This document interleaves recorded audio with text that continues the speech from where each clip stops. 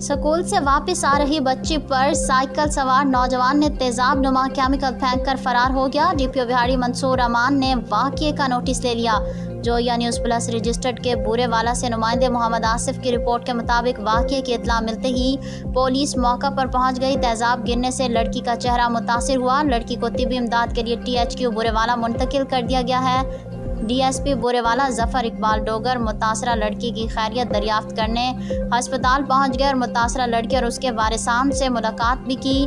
Doctors के मुताबिक लड़की मामूली जख्मी है, हालत खतरे से बाहर है। DPO बिहाड़ी मंसूर आमान ने मुलजिम की फौरी गिरफ्तारी के लिए टीमें रवाना कर दी। पुलिस थाना सदर बूरेवाला, थाना मॉडल टाउन, थाना सिटी बूरेवाला और ईगल स्क्वाड के जवानों ने मुलजिम की गिरफ्तारी के लिए इलाके में सर्च ऑपरेशन शुरू कर दिया है। इंसाफ के तमाम तकाजे पूरे किए जाएंगे और मुलजिम को जल्द ही गिरफ्तार कर लिया जाएगा।